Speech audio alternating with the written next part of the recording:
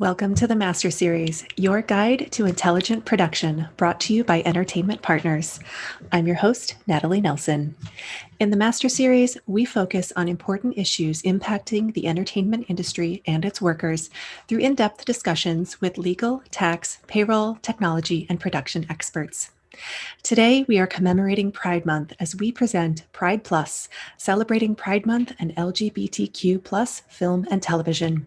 And we are joined by a group of groundbreaking producers and activists to discuss the past, present, and future of LGBTQ plus content, those who create it, and its distribution. Two quick housekeeping items as we get started today.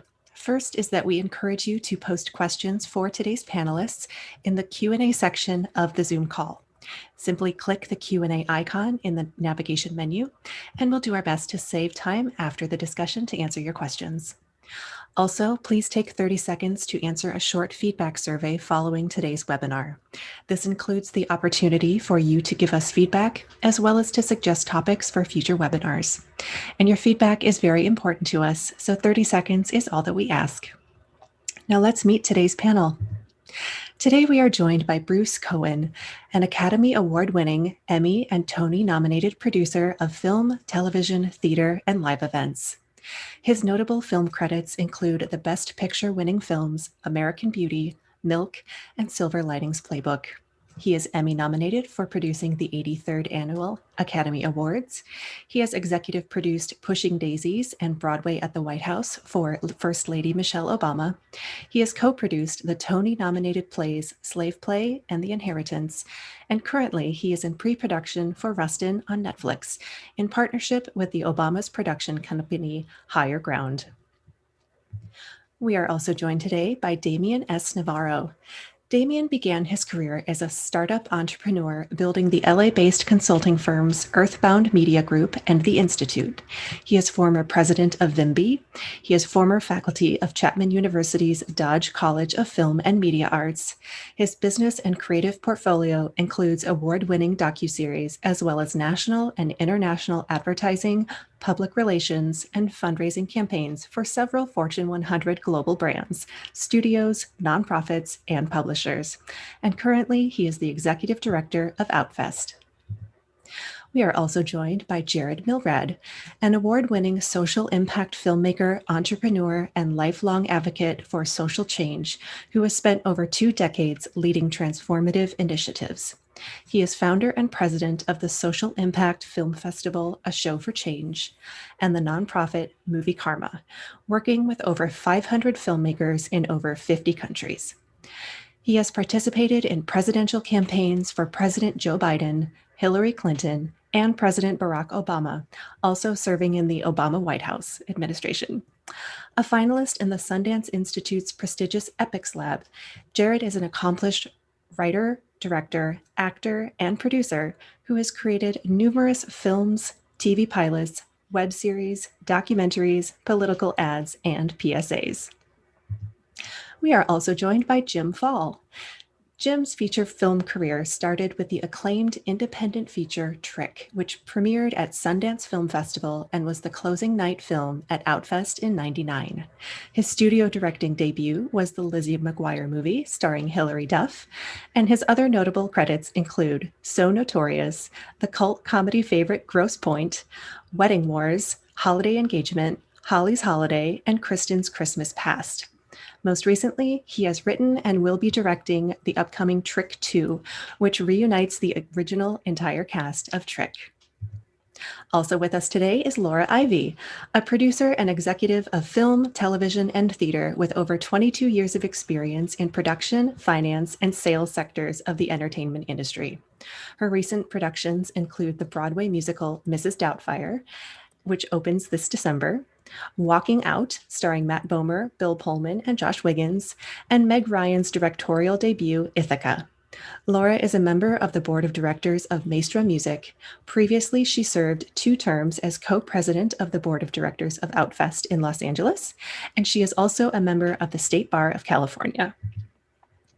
Also with us today is Samantha Spreacher, an independent producer working in film, television, and branded content.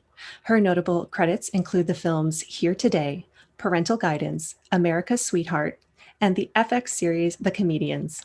Currently, she has television projects in development with Netflix, Sony, Apple, and Madison Wells, and she is packaging 4 independent features. She also is working on a small Christmas movie that is currently in pre-production. And rounding out today's panel is Zachary Drucker. Zachary is an independent artist, filmmaker, and cultural producer who has performed and exhibited her works internationally in museums, galleries, and film festivals. She is an Emmy-nominated producer of the docuseries This Is Me, and was a producer of the Golden Globe and Emmy Award-winning series Transparent for Amazon. Lady in the Dale is her directorial debut for television, which premiered on HBO earlier this year. And finally, today's moderator is Joseph Chianese, Senior Vice President and Production Incentives Practice Leader here at Entertainment Partners. Joe provides production, incentive, and legislative consulting, financial, tax, and administrative services for domestic and international productions. He has over 35 years of accounting, government affairs, production incentives, and tax experience, and he has held positions at Sony Pictures Entertainment, the Walt Disney Company, ABC Television Network, Paramount Pictures, and Ernst & Young. Panelists, welcome to all of you, and thank you for joining us today. I know that we have a lot to get to, and we are very excited to be celebrating Pride Month together. So Joe, good morning to you. I'm going to invite you to go ahead and take it away. Thank you, Natalie. Hello, everyone, and welcome to Entertainment Partners Pride Plus panel, celebrating Pride Month and LGBTQ plus film and TV as we stream to you live, or not. If you're viewing this panel is going to be archived on EP's website, ep.com. So welcome, everyone. I just want to thank my panelists again. Since everyone has been properly introduced, let's just dive right in to sort of maybe set the stage a little bit and talk about maybe the origination of Pride Month, which really started as a commemoration of the Stonewall riots back in 1969. I was lucky enough to be in New York, I was going to say last year, but it actually wasn't. We all lost a year, didn't we? In 2019, where we honored and remembered Stonewall. In 2020, they should have been a 50th anniversary of the first Pride Parade. Unfortunately, due to COVID, that did not happen. So anyway, we're here to continue to celebrate Pride, which at the end of the day, it's all about inclusion and representation. It's really important to highlight how film and TV can create images and provide role models where everyone feels like they belong and are valued for their true selves. It begins by celebrating those differences and sharing experiences and having the courage to lead. And speaking of leading, I think we had a really monumental week for Pride with Carl Nisbet coming out as the first active NFL player to come out. So hopefully his personal journey will make it easier for younger athletes considering a career in professional sports, that there's a place for them in their true selves. So and also a shout out to Carl for his $100,000 contribution to the Trevor Project. So just want to sort of highlight all that.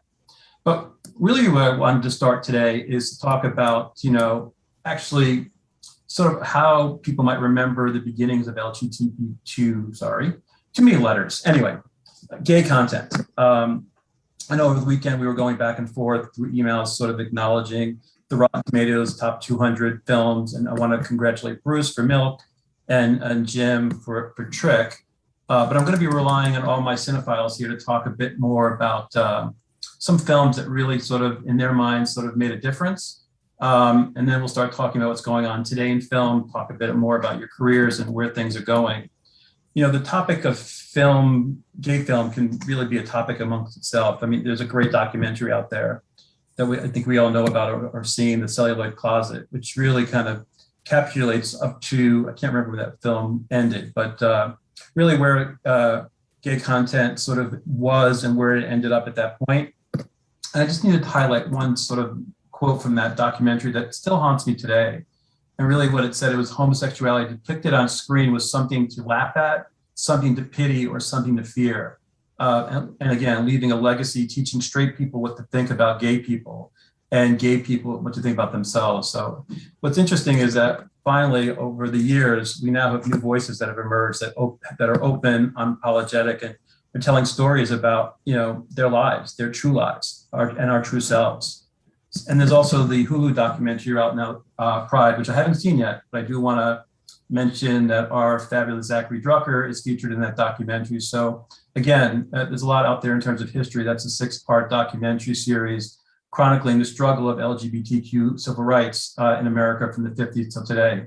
But I want to sort of, again, jump back to, and maybe I'll start with Jim for some reason. He's my Alice in my Brady Bunch box, and ask him maybe to talk about his perspective of the history of LGBTQ plus films up to a certain point. So I want to sort of break it up into eras, but maybe thinking about the 60s, 70s, and 80s, and how things started changing in the 90s. You know, your film came out in the 90s, and where things continue to progress.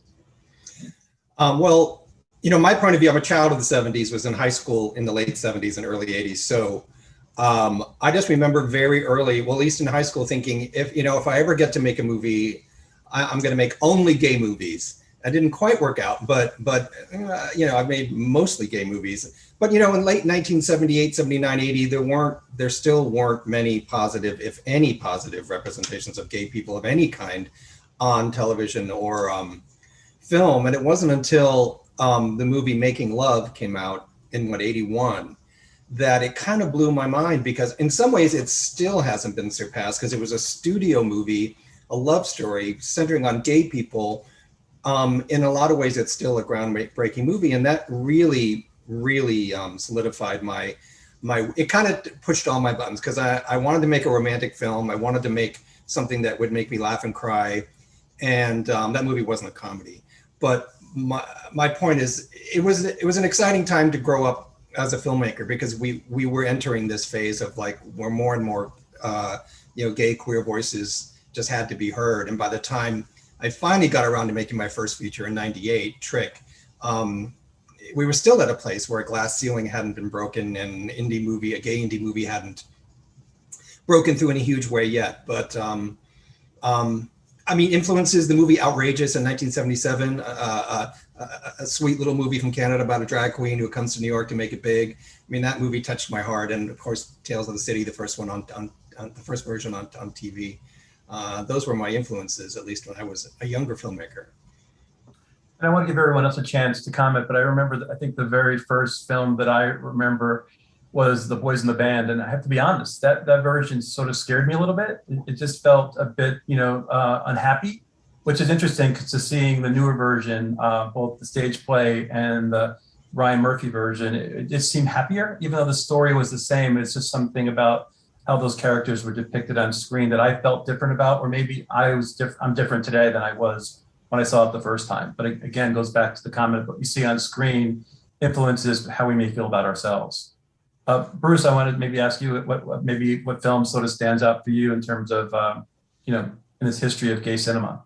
Well, let me just start by saying how excited I am to be a part of this great panel, to do a shout out to Zachary Drucker, who's phenomenal in the Pride documentary, and the whole thing's incredible. So that should be required Pride viewing if you haven't seen it yet, is to check that out. I think that the film that really stood out to me was Parting Glances in 1986. It was the first role by this unknown actor named Steve Buscemi, who is straight. It, of course, was way before there even were openly gay actors available to play openly gay roles.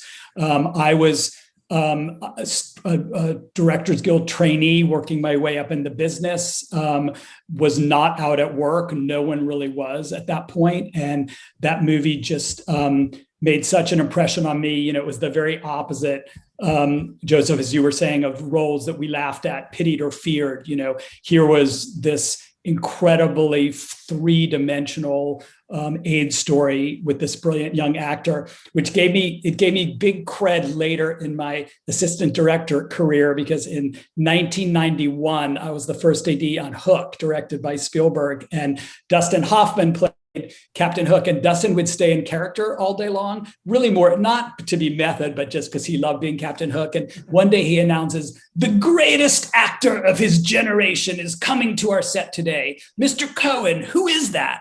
And I go, "Steve Buscemi." And Dustin nearly fainted, because that's who it was. And no one really knew who Steve Buscemi was. And I think Dustin and I might have been the only two people who thought that he was the greatest actor of his generation at the time. And that was because of Parting Glances. That's great. I love that story. Zachary, what about you? Thank you all so much. Thrilled to be here in such fabulous company for Pride. I will also give a shameless plug for Disclosure on Netflix, which kind of picks up where the Celluloid Closet left off and kind of examining the cinematic history of, gender subversion, of trans people, of cross-gender people. It's oftentimes not actually about trans life, the renderings of, people who traverse gender through television and film history. I love new queer cinema. I loved Trick. I rented it on VHS as a young person. Growing up in Syracuse, New York, a Rust Belt town, my only access to culture was at the video store and at the library. And I would say that John Waters, the new queer cinema, Watermelon Woman, name it. You name the film, Poison, any Greg Araki film, The Living End, the teenage apocalypse trilogy. It just really sparked my imagination of what was possible, and I think especially creating things that were slim and possible with the resources that you had access to and with the people in your community. So I just give a tremendous amount of gratitude and reverence for the many kind of outsider representations of queerness. I think it was monumental in shaping who I am as a person and as an artist and filmmaker. Zachary, I love your comment about access. We're going to be talking more about that, but same thing for me.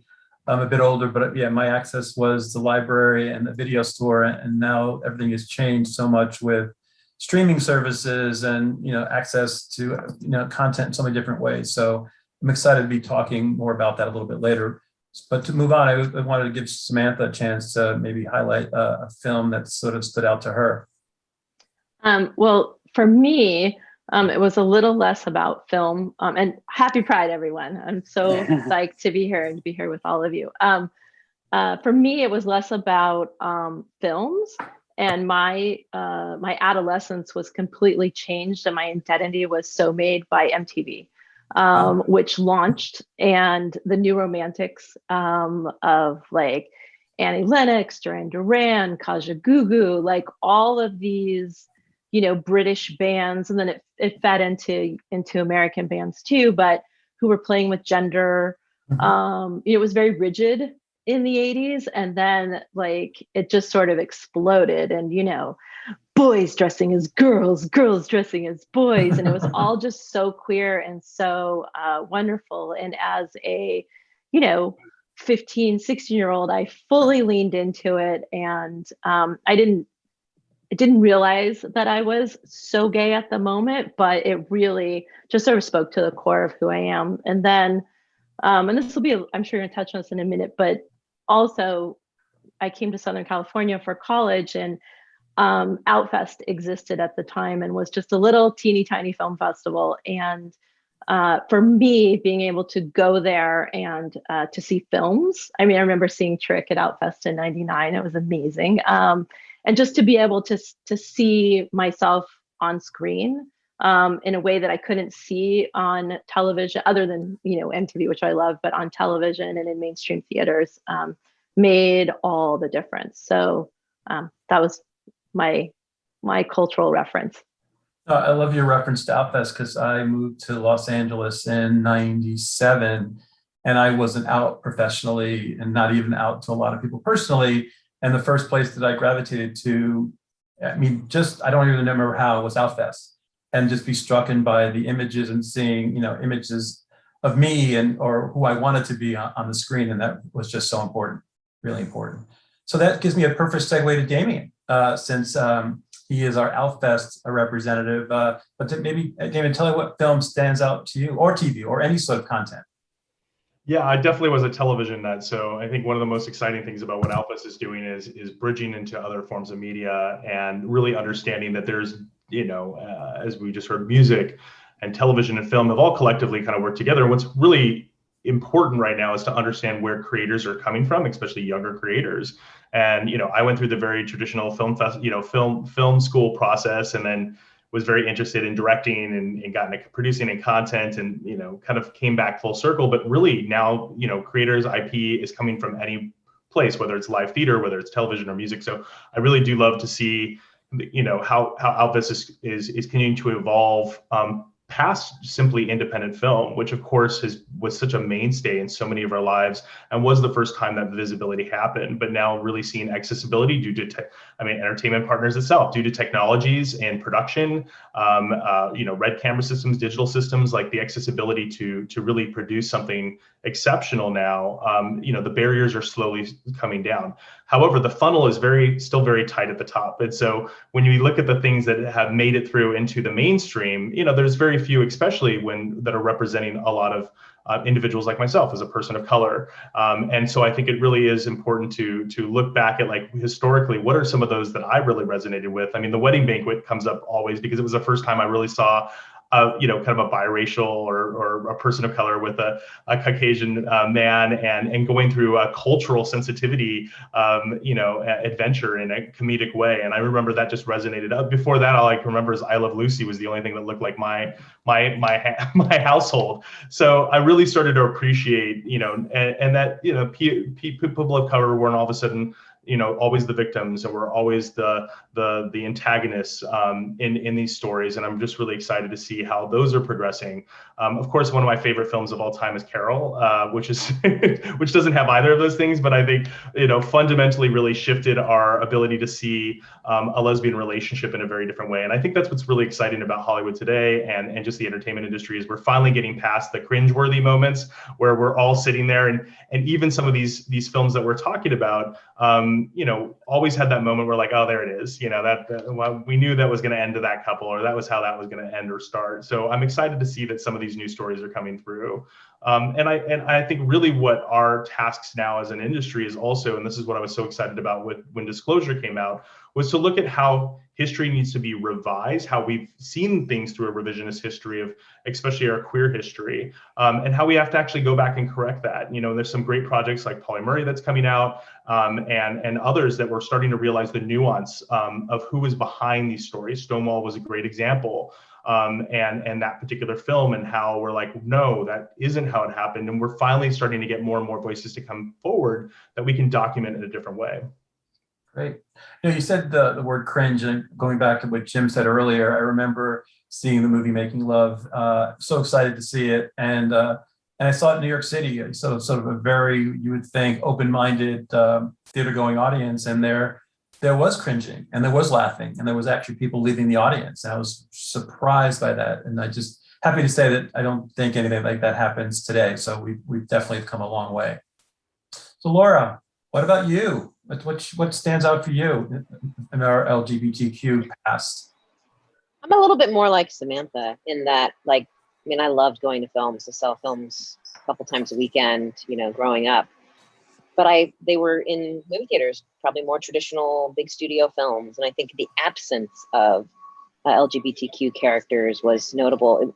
More so, I think, kind of what Samantha was saying, I didn't really realize I was gay, but I think part of that's because I didn't see any depictions of that, and kind of allowing that to be even a choice in your life. And I think for now, today, the more you see, especially depicted on just everyday people, then the more you can give yourself that opportunity to know that that's a choice in your life. And so, yeah, my canon of sort of LGBTQ movies growing up was very, very little. And it didn't impact me in the way that I think a lot of people have.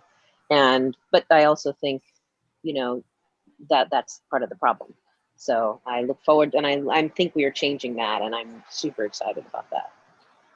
It's interesting, again, going back to Celluloid Closet, because I just watched it over the weekend again to prep for this. And it's interesting, and I've seen it many times, just to be reminded that, that how present we were in early films. And then at some point, whether it was the late 20s, early 30s, people got scared, and then we weren't there. And then we reappeared again, not overtly, but as, comic characters or tragic characters, but not named. So yeah, we've come a long way, baby. The Hayes office did quite Yes, a thank bit you. to Yep. take not just queer characters, but anything that wasn't kind of straight and white and thought of as, normative. They created a very square box, and they erased a lot of people from film and really homogenized stories in a not great way. Right. So Jared, I just want to end with you in terms of a project or any sort of LGBTQ plus content that sort of stands out for you in your past.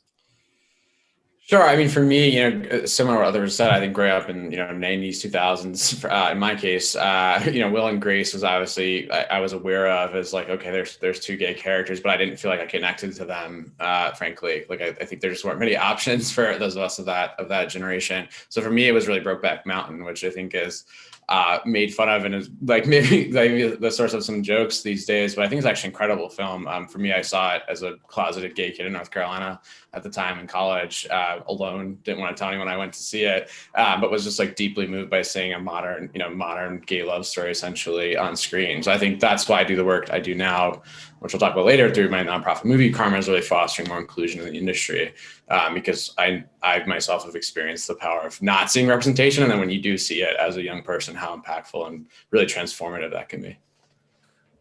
That's a great point, Jared, which takes us really to, let's talk about what's happening in, and I'll just say film content today, because at this point, we don't really have to necessarily say LGBTQ plus, because we are now, in these movies or in these TV shows.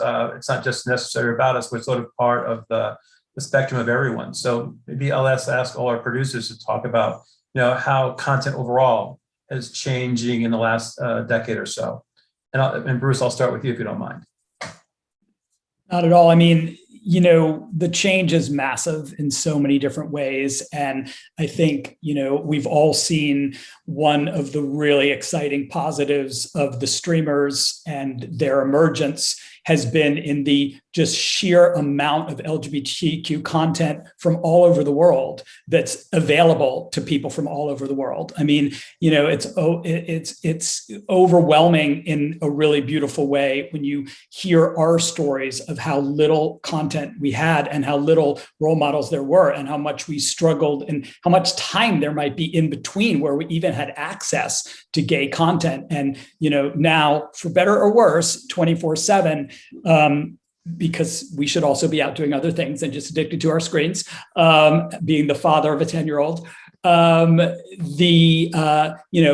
depth and breadth of the content that's available is really beautiful and powerful, and I've been watching Love, Victor, which I feel like I can watch it through the eyes of a gay kid who's somewhere on the journey of, or he, she, they, of finding out who they are and how incredibly transformative. Like if I had seen that when I was a kid and got to watch someone else go through the process, it would have changed everything.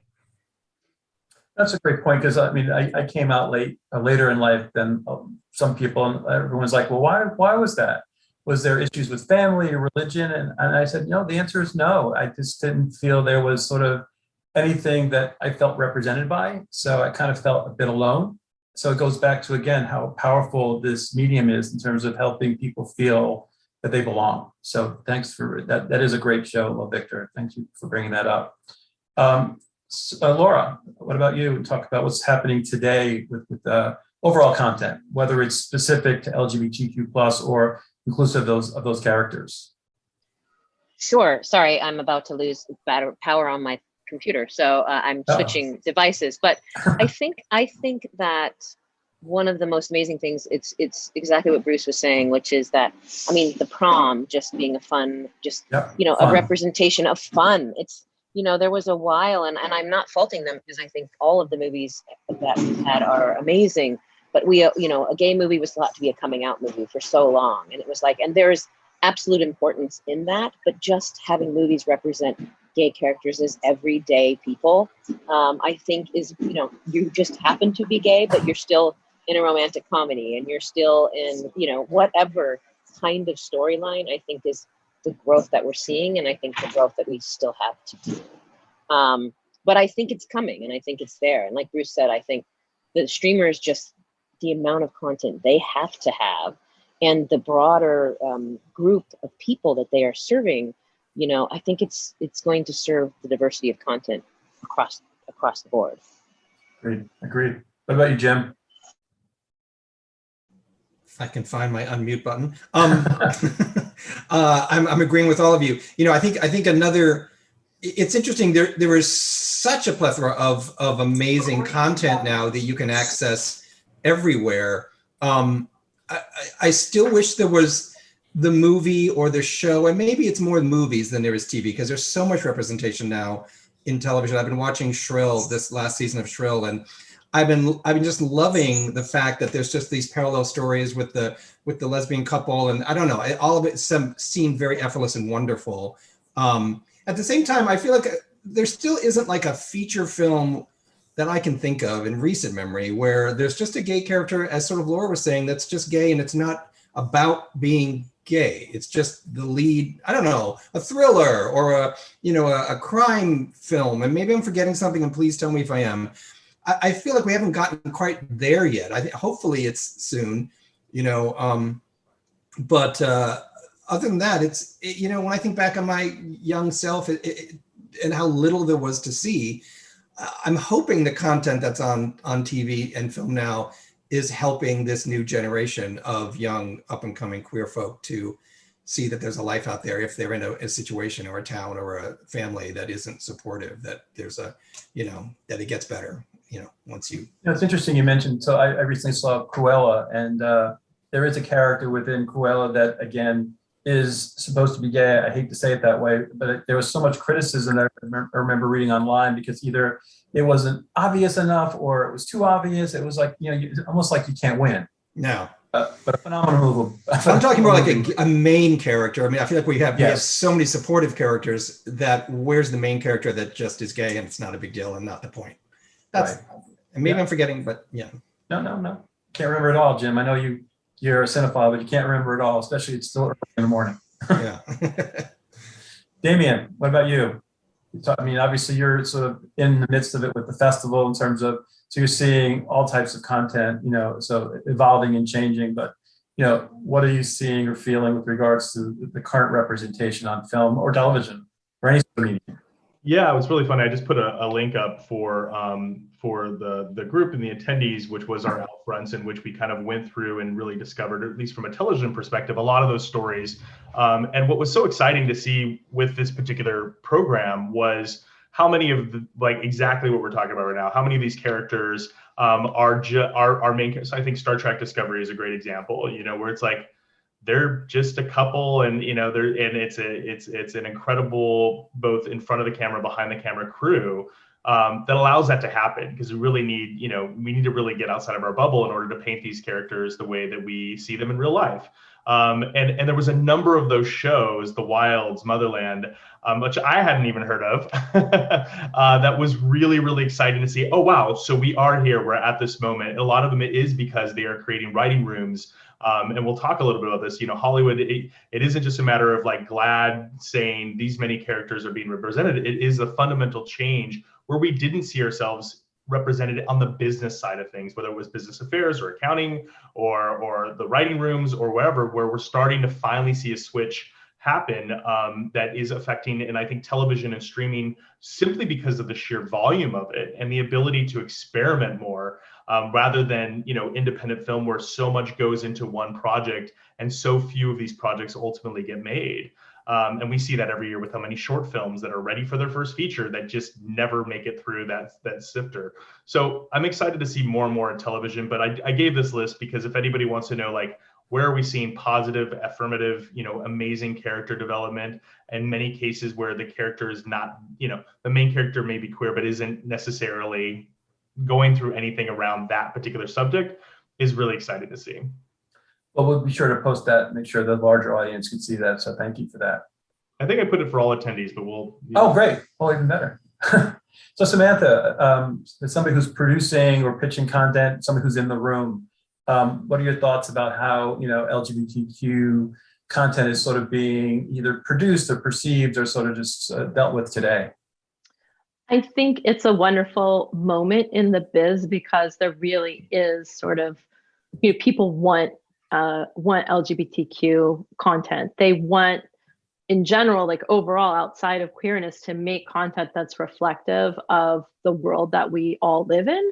And I think that's really exciting. Although I will say, I think we still everything's still kind of skew straight, white, cisgender, but we're definitely on the right path. So I feel really positive about that. And I will just say one thing: people kind of bag on the like Lifetime Hallmark like Christmas movie world, which I happen to love.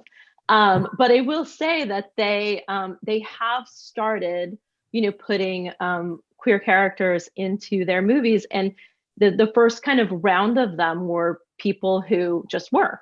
And they were just there and they weren't main characters. And it was a little refreshing. But I just sort of did a cycle with a script that had lesbian leads. And it very much followed the conflict light, like Christmas happy formula. And, one of the things I was really proud of it is that it didn't make an issue of their lesbianism. They were just two women who fell in love, and it was totally the formula. And to me, that moves the story forward because no one in the family is ashamed of them. They're not ashamed of their, of their queerness.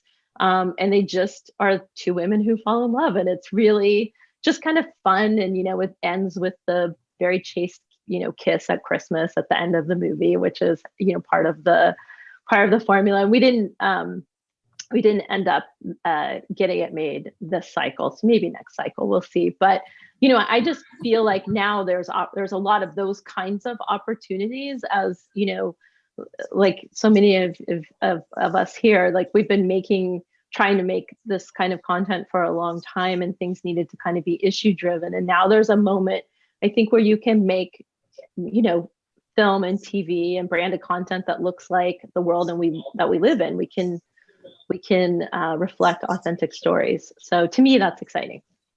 Can I add to one of the most exciting things that I saw recently? Because I think it, just sort of educating for tolerance starts, early, we all know, and continues, is the Sesame Street gay couple that they just had on, which I think is wonderful and amazing. And, I just think we need it to just be, as we all say, it's not issue driven. It is just there. And they're one of the couples and families that exist in that world.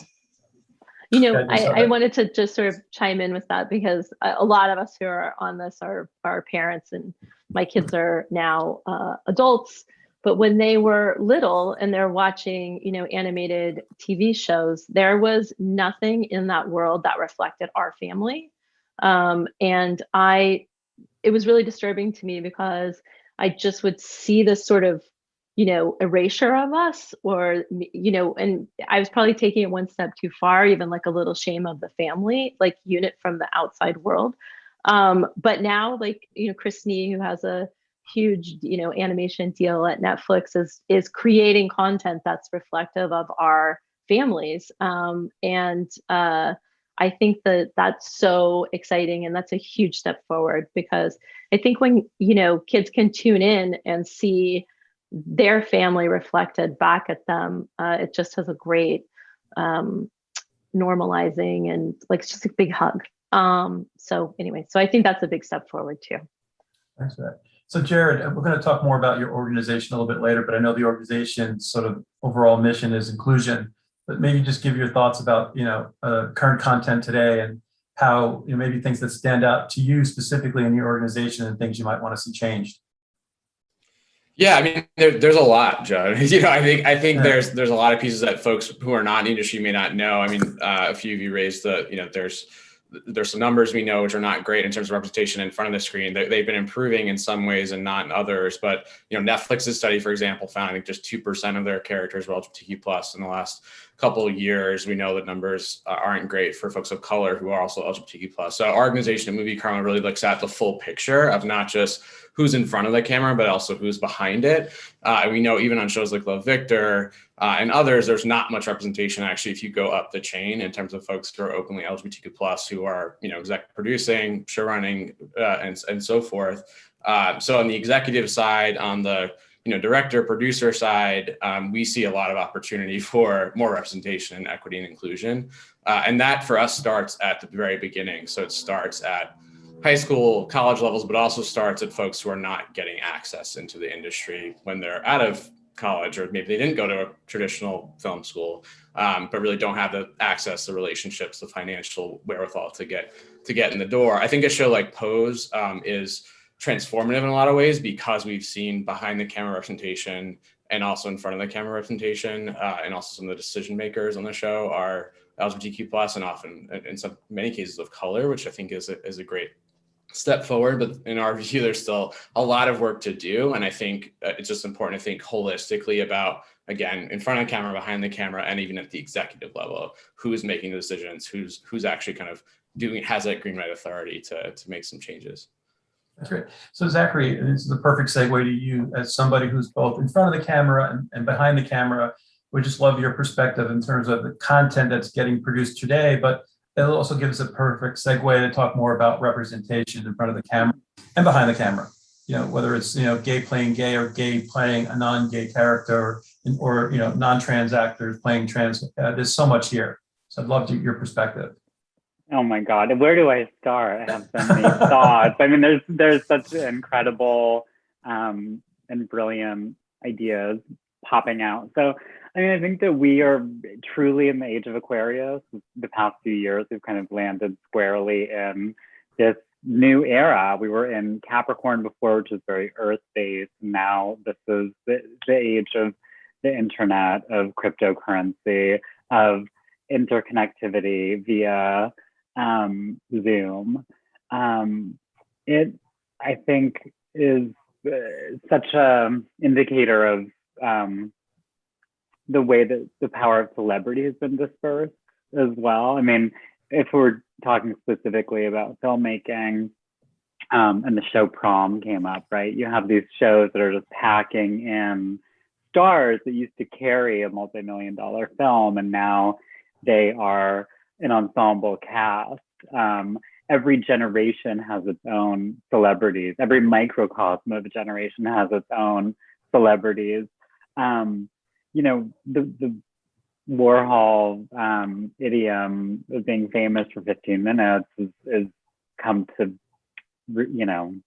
fruition. We're truly in this era where everybody is famous, and who knows,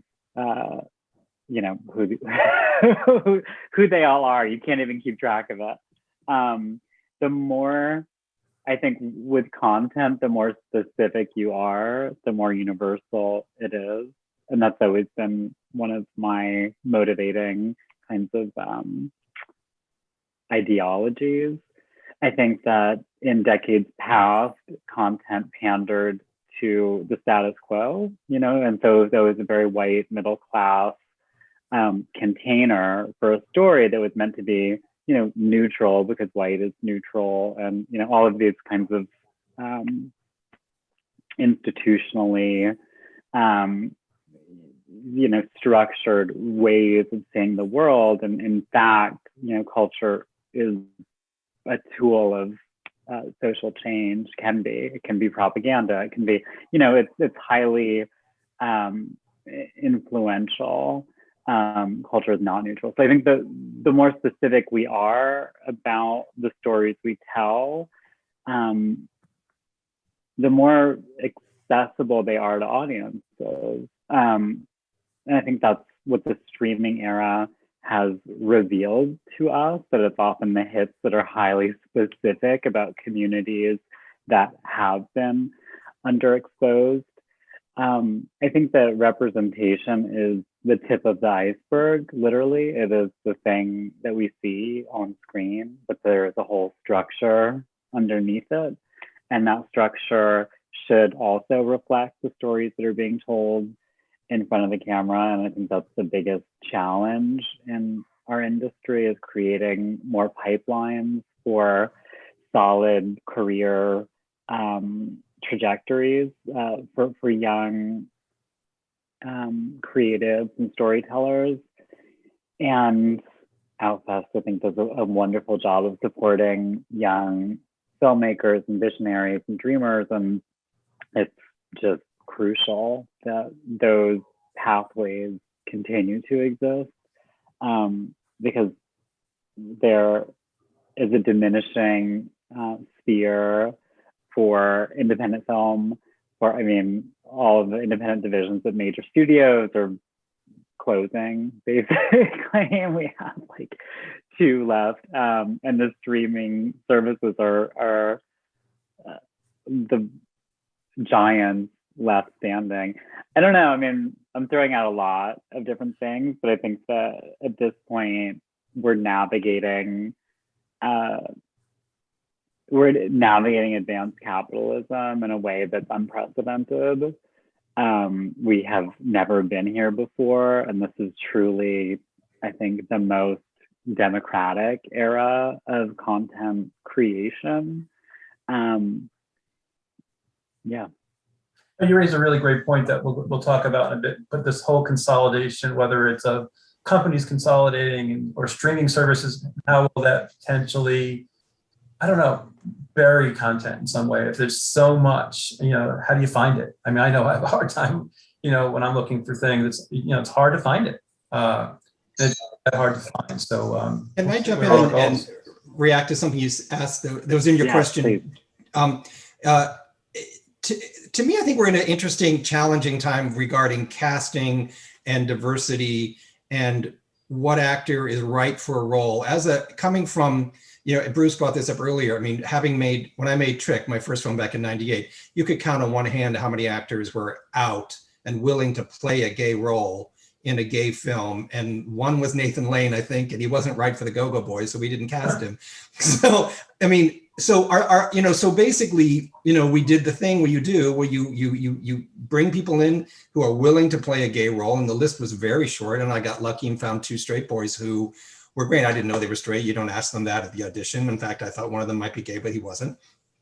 My point is, it's an interesting time now because, and Jared may have touched on this a bit, is how do we get a diversity? How do we get diverse actors into a place where they have enough talent and experience to be able to be cast? Because you get to a point where, do I cast an actor because they're, of color, or do I cast the actor who may or may not be better than this person? And where's the line between, where is that line? But I think it starts earlier than the casting room. I think how do we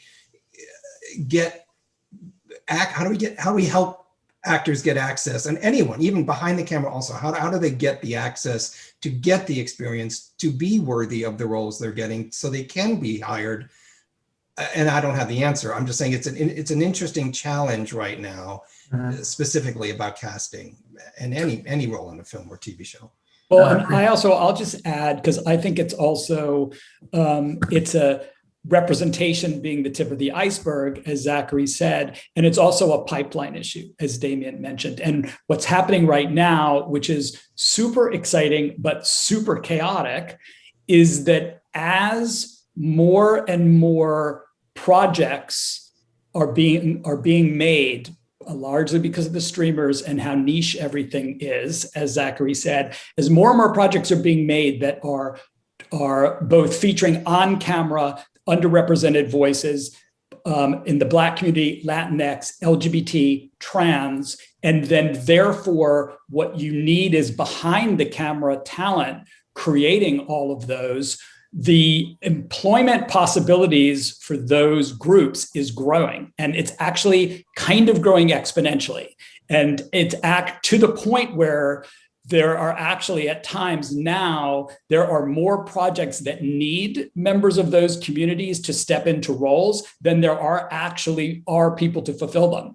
There may be times where every trans producer is currently working and every trans director is currently working right now, and they're more needed. So to me, that's hugely exciting news. And just talking to the youth out there, if people are watching, if you're from an underrepresented community, if you're in junior high school or high school, and if you're trans or LGBT or Black or Latinx, it's kind of like the tech industry from 20 years ago. Yep. If you're looking for a career where you are needed desperately, it's the entertainment industry.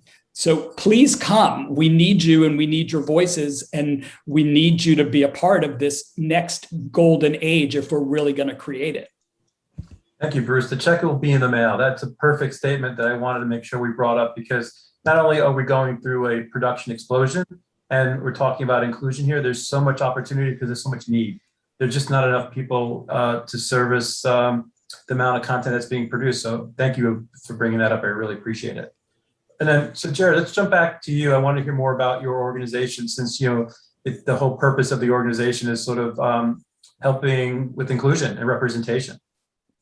Yeah, so really building on what Bruce just said, I mean, we at Movie Karma, we're a nonprofit formed about a year ago. I've spent most of my life in diversity, equity, inclusion across multiple sectors and causes, even on political campaigns and elsewhere. And what I've seen is, and what a recent report from McKinsey showed, the research firm, was that Hollywood itself is the least diverse major industry in the United States. I mean, just to put that out there, like, our work, to Bruce's point, is cut out for us. There's a lot of need across the board. So we see a number of challenges, and we're addressing now through what we're calling our Inclusive Pathways program.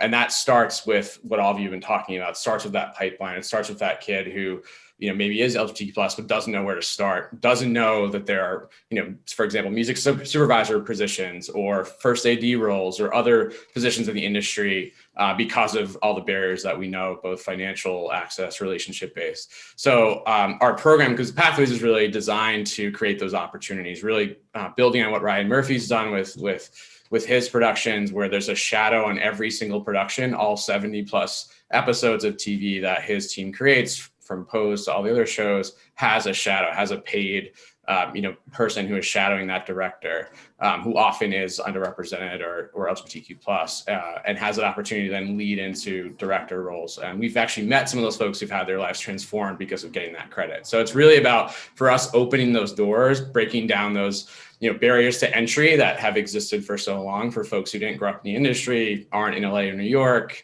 et cetera, and so forth. So providing those paid, hands-on, living wage opportunities for folks is a key focus of the program, both behind the camera, above the line, but also the executive level, as many of you mentioned. We've been fortunate to get the support of Lionsgate and Warner Media, and met with Netflix, Sony, Paramount, many others, and there's recurring themes across the board on the executive side that I'm sure many of you in this conversation are aware of, which includes just not having folks who look like you, who are in your community, above you, below you, beside you. And so the retention rate is therefore impacted. So for us, it's kind of, again, a holistic look at addressing a lot of the challenges we've seen in the McKinsey report. And the last thing I'll mention is that data and transparency piece, which I think is a key part. If we don't know the problem, if we can't get a grasp on the numbers, and there's not data sharing and transparency and accountability across the studios, across the production companies and networks, and we can't really understand the problem, and so we can't solve it in the sort of targeted way. So that's a key part of what we're trying to do as well. Thanks, Jared. Can I add too? Not only I agree completely with what everybody said on here too, but I think one of our, and it's a holy grail kind of moment, but it is when any underrepresented group, that filmmaker, whatever, that we don't necessarily only want a trans director or creator, showrunner to do a trans story. Like, the idea is that you're a director, you're a showrunner, you're a writer, and you're not just that specific. And so I think even with the proliferation of content that is for underrepresented communities, and that's wonderful, and that's absolutely a great way to expand the pipeline and the opportunities. But I think obviously where we want to get to is that anybody can tell any story, just like for so very long, straight white men have told every story. And so, you know, everybody has a point of view, obviously, for where they come from. That doesn't mean that's the only story that you can tell. And I look forward to that as well, where we go in the future. Appreciate that. Samantha, Damien, is there anything you want to add to the talking point about inclusion and representation before we move on to the next topic? I just to sort of reiterate what I said earlier, it's so much better than it was, but we are not there yet. And so I think that we all have to keep fighting and keep pushing. And, you know, part of what happens in the exec world are those lists, you know, of the open, of who's available for writing, who's available for directing, and, you know, and even just getting creative about how you put like shows together, because, you know, running a show is a big, complicated, expensive endeavor, and the amount of people who are experienced at it, you know, they're all working, and there's not a lot of them, and you have to get that experience. So when you take a chance with a young writer, how do you partner them up with someone who's going to mentor them and who is going to you know, help them through that process? And looking at those lists, don't just limit it to the most experienced, like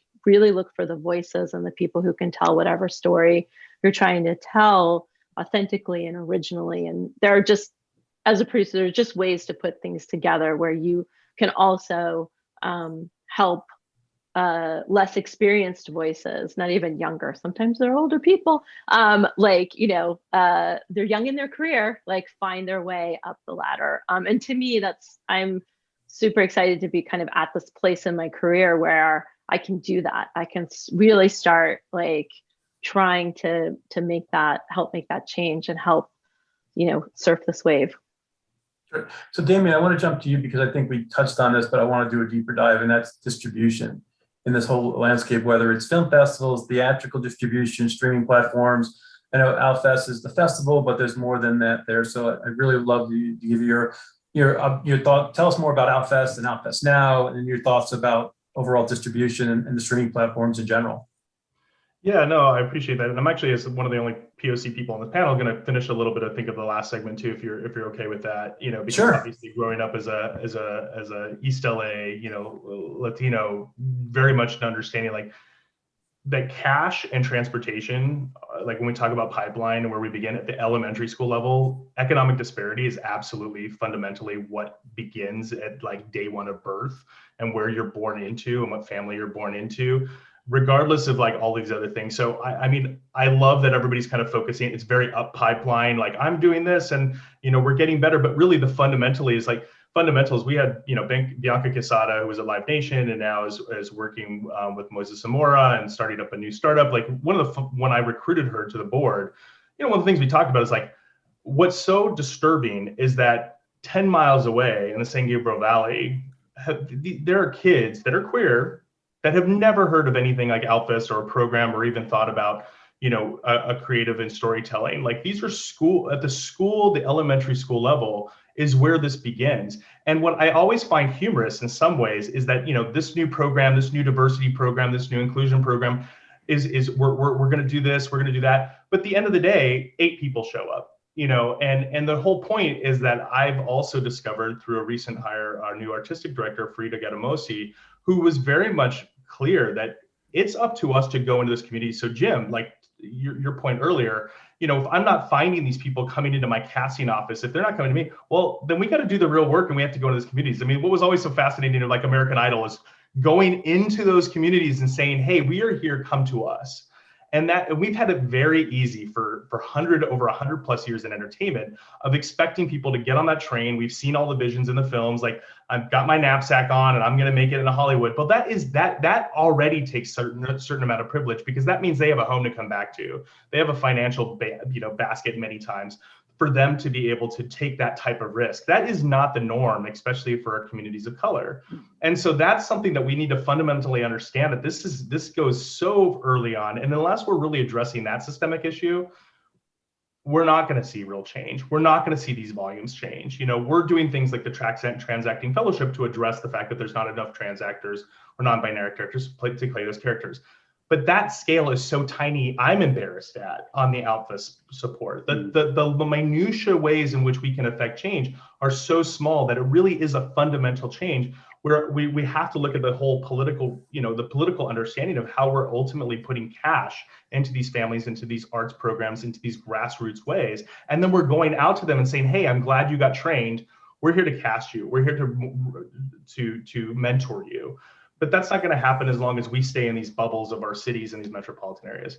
Now, bringing that full circle back to distribution, for those that do make it through the very hardships and the challenges and times of getting to a place in which they are even up for distribution, they have products for distribution, that fundamentally also opens up an amazing opportunity when it comes to streaming, as we've seen. And looking at what we just started to dabble in with the launch of Outfest Now, which, by the way, was not in our strategic plan. It wasn't planned for. It wasn't, we weren't looking at ways to use leverage. We were very much locked into our own mindset of geographic, reach, that we saw huge opportunities and outcomes, both from the fan and audience side, where we saw real rural communities. We made accessibility 100% free for anybody that was able to fill out a very simple form for financial hardship. And the stories that we immediately saw harken back to a lot of what we were describing at the very beginning of this panel. These first times that we saw ourselves represented, there are incredible rural individuals that have zero accessibility, that aren't finding any of this because there's not a film festival that comes through town. So this idea of taking Outfest on the road became even more prevalent when we were able to launch the streaming plays, and to look at some of the impact that we're already providing, where we are putting on that platform projects that are ready for distribution by the streamers. Like, we are the complement. When we talk about where do we put our cash? These development groups that have the diversity, equity, and inclusion groups, they're still trying to use their fundamental same processes to find new content. And what we're asking for is give it to us. We actually know, because we've seen these stories painstakingly through the film, the film festival process, or because of our own grassroots reaches, where those individuals are that are ready for their first big break, that are ready for their first feature, to be staffed on their first writing rooms. So what we're starting to see is that change, that we're building different types of relationships with development departments, with other streaming platforms, with the film and industry, that is coming in finally and saying, oh, let us expand your screenwriting lab program. Let us expand these programs that you have now been doing for 15, 20 years, to finally put some real support behind them. And distribution is absolutely where we can start making real impact quickly.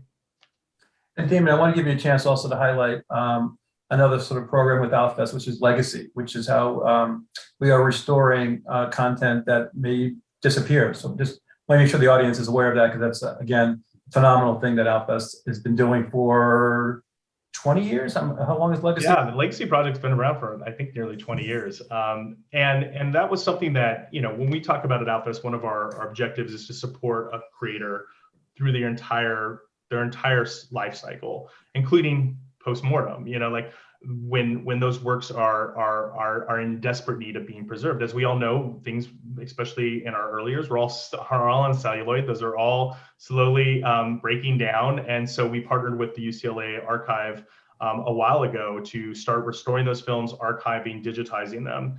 And what's so sad about this moment is we haven't done a great, and I really appreciate you calling that out, because we haven't done the best job of really talking about the importance of preservation, even before restoration, of digitalization. All these films, they may be protected in these air conditioned coolers at our ARC out in the Silicon Valley, but they aren't being digitized. So there's a really scary moment that I know big companies like Google and Indie Collect are getting together to try and start a process in which we can start to digitize this. But we're doing what part we can. We've restored over 26 feature films, archived over 40,000 films. But again, if we looked at how many of those have been digitized or are available for distribution, that's where the real support and work needs to become.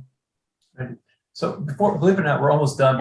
Can I just add in one little bit about Please. that? Because I happened to be on the Outfest board when the Legacy project was launched. And I just wanted to add one little bit, because it sort of ties up here, is that the film that sort of inspired that was the executive director, Stephen Gottwillig, realized that they had a screening of Parting Glances at the festival.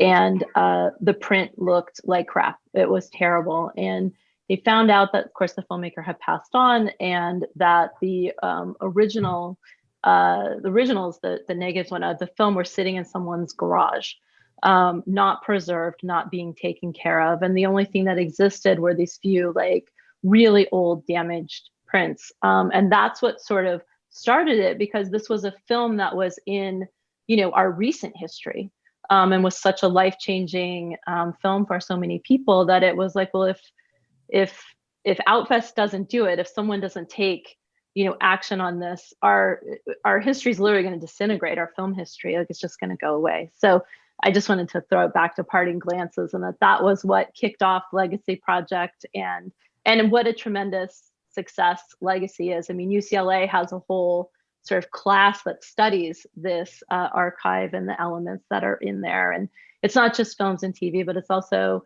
people's home movies, right, which is so much of our history is documented that way too. So anyway, No, thank you for that, Samantha. So before we go to last sort of talking points and Q&A, I just wanted to see if anyone else has any comments about distribution, especially our producers who are sort of pitching content or producing content. Going back to what Zachary said, as the industry consolidates, you'll go to NBC, but NBC is not just a television network, it's a streaming network, which is attached to a theatrical company. So I'm just curious, as we're preparing or getting ready to produce content, how things get distributed affect that. So Samantha, you're on top of my screen, so I'll see if you have any thoughts about that. A year ago, I launched my own company after having worked with Billy Crystal for the bulk of my career. And it was, last year was super exciting. People were buying. There was a real desire to just tell different stories, just stories that didn't look like all the other stories. And I think also because everyone was just kind of sitting around on a Zoom and had tons of nervous energy, and it's like, we can't make things, so let's just develop things and buy things. But I was on a call with an exec I won't name the streamer, but at the streamer, and I have this like little Latinx rom-com that I'm out trying to put together that I feel fits at a streamer. But we were chatting about what they're looking for, and now it's $40 million romantic comedies or movies, and everything is like, it has to fit an international audience and this whole thing. And it was a little heartbreaking to me, because he was just telling me their mandate, right? Like, this is every company has their mandate, and and the mandates change all the time. But for me, in that short period of time, from we're looking for, it has to be packaged, but we're totally into first-time directors, we want to do this, that I'm thinking to myself, well, you're not going to give a first-time director a $40 million budget. Like, it's not going to happen. So all of a sudden, that door, just to me in that moment, that felt a little open, it seemed like it was closing. And so it was a little bit of an alarm bell to me, because, the indie cinema pipeline is sort of dead at the moment. Like, I hope it comes back, but I just had a movie that came and went in the theaters. It's a terrific film. Nobody went to the movies. Nobody's going to the movies. So, it's this moment where we really have to, as creators, all of us, not just us sitting here on this screen, but like everyone out there who's creating, we have to keep fighting. We have to keep charging. We just have to keep, and it's the business. It's the way it's always been. But I just feel like we have to keep kicking that door open, and just look for ways to just keep telling great stories. Can I just add on what Samantha just said in terms of it being a business? And I think it is a reality, somewhat of an unfortunate reality for everybody, I think, who steps foot into the entertainment business, which is the film business or entertainment business. Both words are extremely important to film and entertainment. So the creative side, but the business side. And I think in the past, before streamers, it was very tough, because theatrical was the holy grail, still is the holy grail, and it's extremely expensive. And so it was extremely limiting with the stories you could tell, which is why, we got so many large 4-quadrant stories that weren't super crazy interesting for, a lot of people. You couldn't tell as many niche stories. But now, and then I think in the streamers, it when they first came, it was like, we can tell every story. Because it's an SVOD, it's a subscription model, monthly subscription model. You're not as dependent on that one ticket buyer to buy your film, to see your film. They're buying the whole monthly subscription. So if you can just get on it, then you have an opportunity. And so I think broaden the world. But I do think that because theatrical is reducing, that now the streamers are kind of becoming that replacement. So the business side of streamers is affecting things again, and it's just changing the world. And I think that, we all have to navigate through the world of the business of it, that has an economic bottom line that, unfortunately or fortunately, I think largely unfortunately, changes stories at times and changes the stories that can be told. But like Samantha says, you just got to keep going, keep putting these stories out there and showing why they're interesting and why they actually, and going on to what Zachary was saying earlier, sometimes the more niche you get, the better it will be. And I think they're finding that, so we just got to keep going with that. Laura, that's a great point. I want to give Bruce's perspective and distribution, but even this week you had sort of the big announcement of Netflix and Amblin. And if you read all the different articles, it was actually Steven Spielberg that was initially not in favor of it because, again, not necessarily his words, but yours, that, theatrical is the holy grail. And he wasn't ready to sort of let that go. But obviously he's at a point now where there are so many options available to streaming that it still makes sense because he still has theatrical as an option. But Bruce, I would love your thoughts about how the distribution is sort of changing and continues. Well, yeah, I'll pick up exactly on where Samantha and then Laura, and which is that Hollywood is a business, and Hollywood it's hilariously so at times. And what's happened since COVID and since George Floyd on the television and streaming side is that the business has shifted to the point where if you come in and pitch a story about white straight men, they literally look at you like you've lost your mind. They're like, what are you even doing here? Like, to the point of confusion. And it would be lovely if they were coming at it from a place of diversity and inclusion and humanity and all the right reasons.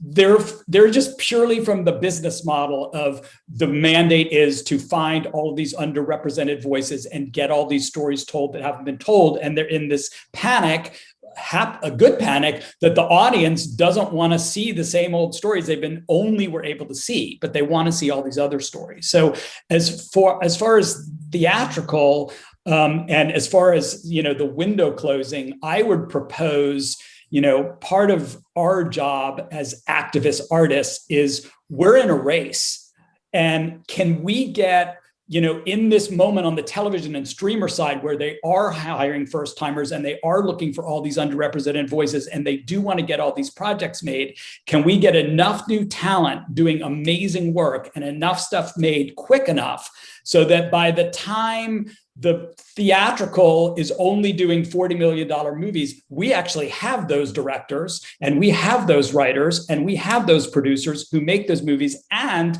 we have the evidence that all of these stories actually do make money at the box office, which is only going to happen if great stories get told. It's the audiences are now being groomed and treated to all of these phenomenal stories on the streamers in the hopes that they will go to see that movie on the screen. And this myth that Black films don't travel internationally or that the LGBT audience isn't big enough to support a big budget.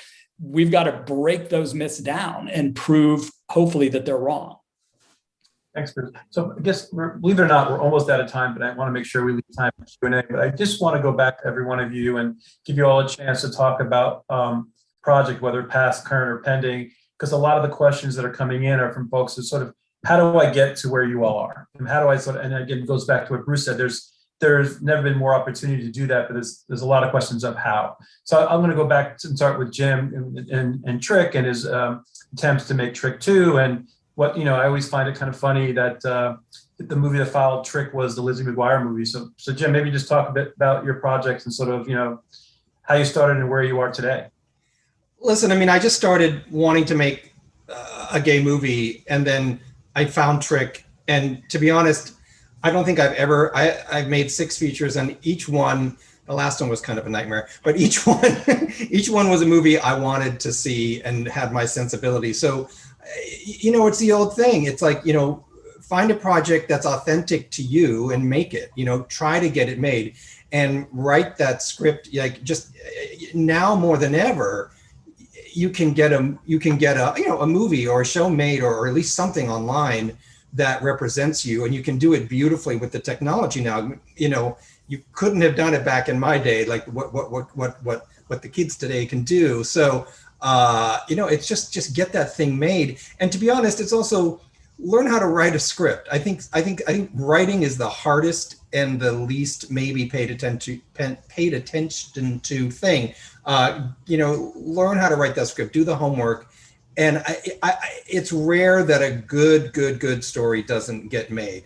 It's very easy to say no, but if your script is tight and really good, it may take a while. It took me 4 years to get Trick made. I didn't write it, but and Trick 2 is going into, I think, 5 years of trying to get that made. So, but the script is tight and it'll find its way. So make what you love, and that authenticity will come through. That's how you get your break. And that's how Lizzie happened. I basically was the most enthusiastic person who met on that movie. And there was a gay executive who hired me because they liked my movie Trick that was authentic to me. So that's my advice. Zachary, what about with Transparent and The Lady in the Dale? Maybe would love your talk about any projects that sort of either you've worked on or that you're working on that can basically help those that are listening sort of find their way. I think that telling your stories by any means necessary, not waiting for gatekeepers to give you access to telling that story. I think, being scrappy and resourceful and using all of the tools at your disposal. I do feel like, 2020 was a real inflection point, and that folks in the industry are putting their money where their mouth is. I think, I'm so impressed with everybody in this particular conversation because I feel like you all are doing the work to create opportunities for underrepresented voices in your many different capacities. And yeah, I think that there is room for everybody. I mean, I think the other piece of it is that in order to live in a more equitable world, we have to be willing to make sacrifices and to give up some of our privilege. Bruce, what about you in terms of projects either you've worked on or working on in terms of access to content? Anything, we talked about writing, again, just access to content. Anything you want to share? Well, I'll just share the project that I'm currently working on, which I'm super excited about, is the Bayard Rustin movie at Netflix.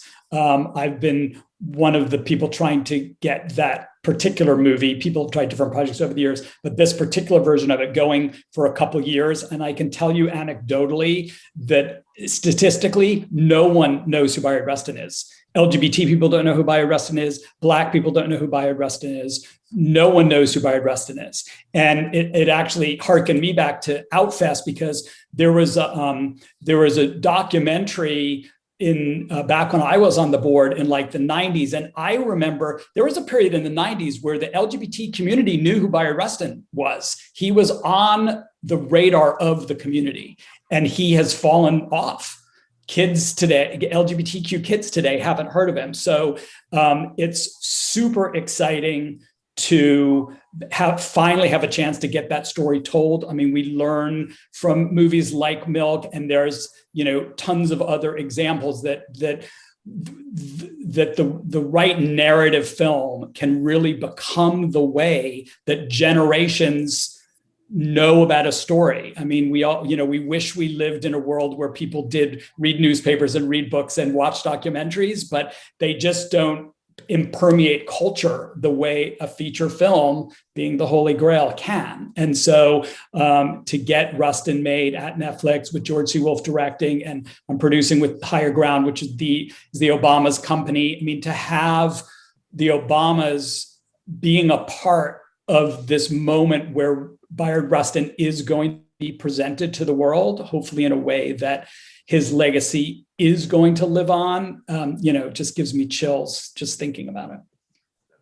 And Samantha, I know that you mentioned already you started your own production company, and prior to that, you were co-producing for many years with Billy Crystal. Anything, whether past or current, that you want to highlight? Well, first of all, everything that everyone has said here is so right on the money. The technology is there. Just do it. Just find a way within your means to just do it. Just create. That's so important. And there's so many avenues to get work out there and be seen. Network up as much as you can. Look for partners who can help you to tell your story or make you a better filmmaker. And then I'm out right now trying to put together a little 3-character lesbian romantic drama that is with a first-time director. She wrote it for herself to make for $250,000. And I'm like, you know what? Why don't we just aim a little higher? But I'm, sort of out using all my relationships and skills to try to put this wonderful little movie together. And I have to say it's exciting and it's a little frustrating because I do find myself kind of hitting all of the same walls that have been there for so long. And I just, I'm just going to keep trying. I'll find the right open door. I am very optimistic about it. But so it are these moments for me that are reality checks of where I go, oh, it's changed. It's still the business. It's still the same Hollywood that I've grown up in and I know. But Bruce, I also really appreciate how you use your muscle to tell our stories on a big stage and to tell them so well. I hope you end up winning an Oscar for this one too. Thank you. So, hey, Damien, I know you need to drop off soon. I just want to give you a chance before I go back to Laura. Anything you wanted to sort of say before because we're going to go to Laura and then a Q&A, and hard to believe that it's been 90 minutes. Sorry about that, guys and gals, everyone. No, I mean, I think this is just evidence that, this is where we need our big seminars to come back. I mean, there's a lot of things we've been holding on to, and especially when you get a group like this together that's incredibly dynamic and also familiar with one another, of just really understanding the kind of work that we're doing and why it's so important. No, I just encourage everybody, for those of you that are attending that haven't heard of OutFest before, we are much more than a festival, as I like to express.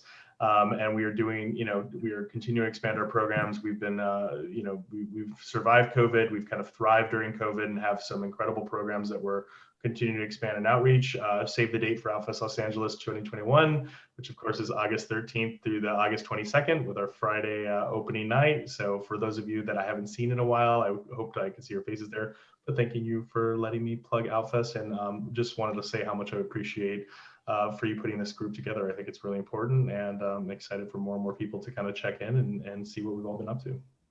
Thank you, Damon. So Laura, I just want to jump back to you really quickly and just give you a chance to sort of comment about projects you've worked on, including the musical that you're a part of producing. Just again, a lot of the questions we're getting is sort of how do I get where everyone on the screen is today? So anything you want to share? I think I would, again, echo what everybody's saying, but it's about material. It's about good material. So if you have a story to tell, work on your story, tell your story. I'm constantly reminded of even back in Linda Oakes' day, when she first broke into the business, it was because she had a project called Adventures in Babysitting that was hers, that she nurtured, and that got her in the door and got her started in the business. And when you have a project, it's yours to drive and yours to navigate. And that's frustrating, exactly like Samantha said, and Bruce has said, and Jim, and everybody has said, but it means you're the captain of it. And in today's world, exactly like Jim said, you can make it. You can make it on your iPhone, and you can edit it, and you can put it on the internet, and people find it. And that is so different from what it used to be, and so liberating to a certain degree. And people in our place, we're always looking for new voices, new talent, new stories. And so I think the more you get out there and you work on that stuff, the better it's going to be. And then, like Samantha said, network.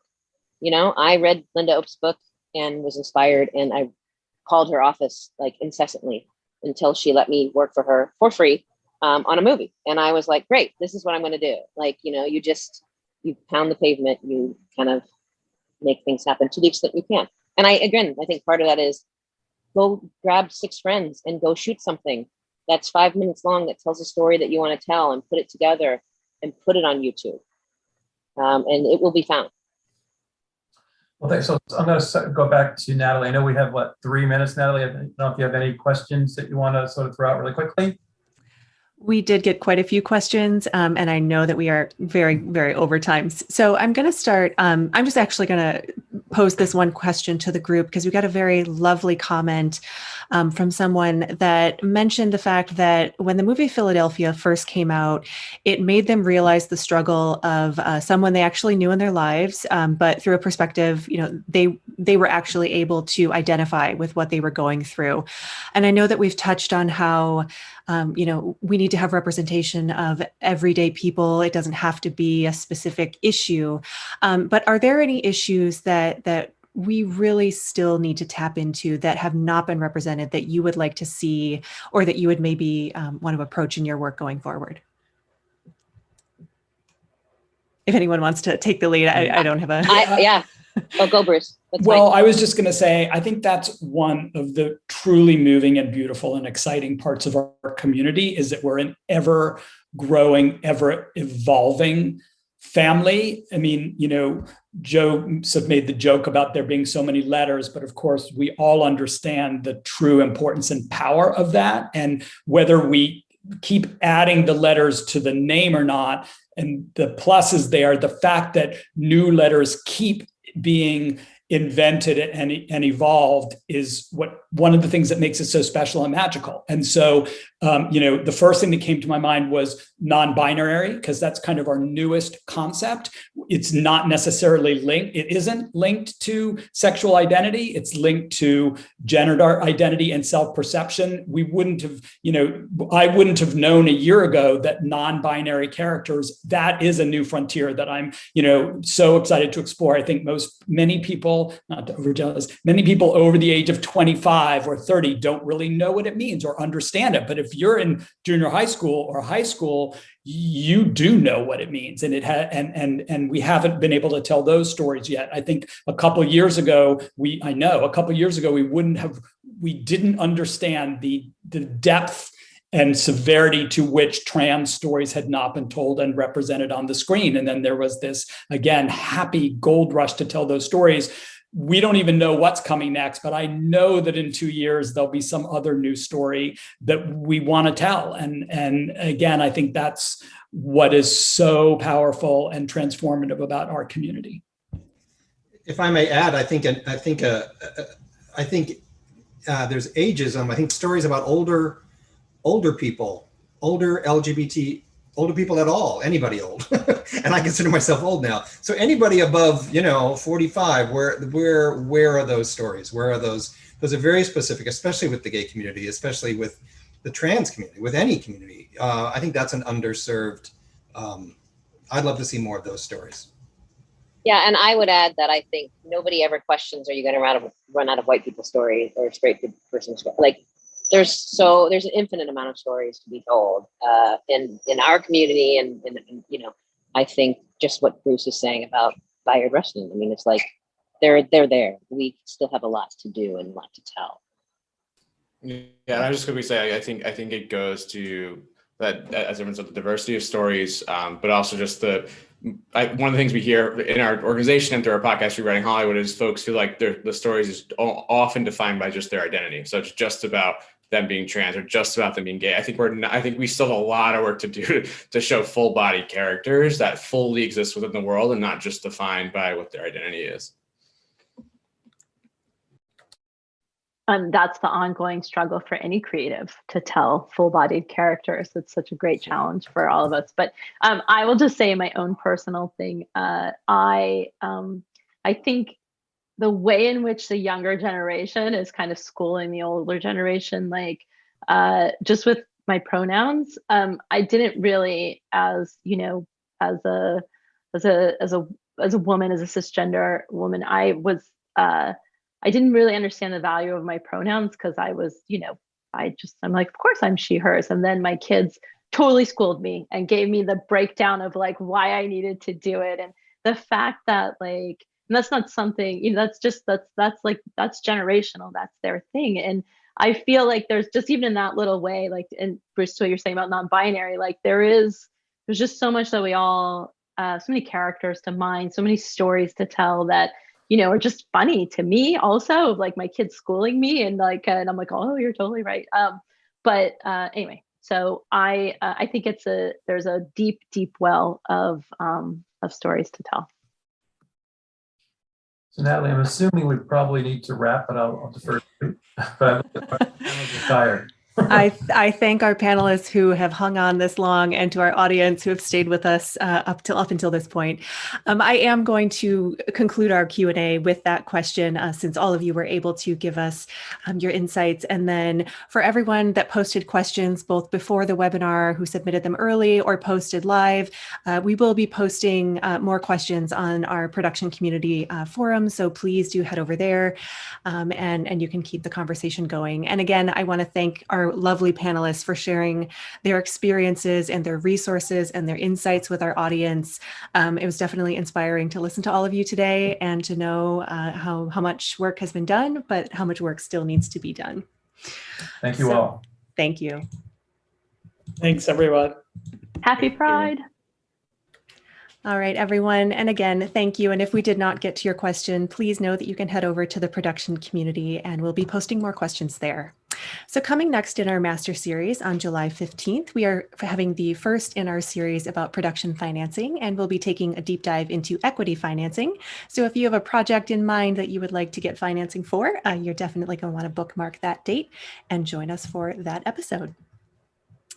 And if you would like to revisit today's webinar, please do head over to theproductioncommunity.com. You can review today's recording along with our entire library of Master Series episodes. You can also find our product news and support, our COVID-19 news, including our reopening tracker, as well as our resume portal. And that's where you can post a resume if you happen to be looking for a new job. Please join the thousands of members who have already joined and sign up at theproductioncommunity.com. We would also like to remind you about my.ep.com, which is where production workers can access their last 3 years of U.S. EP pay information. You can compare week over week changes, update your personal profile and your mailing information if you happen to relocate. And if you're filing an unemployment insurance claim, you can find important information within just a few clicks. So be sure to head over to my.ep.com. It's also your source to get the new Movie Magic Budgeting, which is available for download now. And you can also access our e-learning academy. Our panel discussed today about how many opportunities are available in the entertainment industry and about how there's so much demand. And with the EP Academy, we are helping you to get those skills, to level up, to make that next step in your career. If you're interested in production accounting or any other roles, you can take courses there. So we definitely want you to check out the EP Academy at my.ep.com. We also have a new production incentive site section on the EP website, which is your destination for everything production incentives related. So explore the latest news, use our jurisdiction comparison tool to view side-by-side views of multiple jurisdiction benefits simultaneously. You can use our incentives estimator to see just how much your production can save and more. So be sure to head over to ep.com. And the last shameless plug is we have a new blog. There you can explore the latest in entertainment and production news. You can get expert insights on essential issues. We do interviews with industry experts and much, much more. And we put out new content each week. So we would love it if you could check that out as well. Thank you again to our wonderful panel for joining us today. And thank you, our audience, for taking the time. And for those of you who stayed with us through the whole episode, we appreciate it. We hope that everyone stays safe and healthy, and we look forward to seeing you at the next Master Series.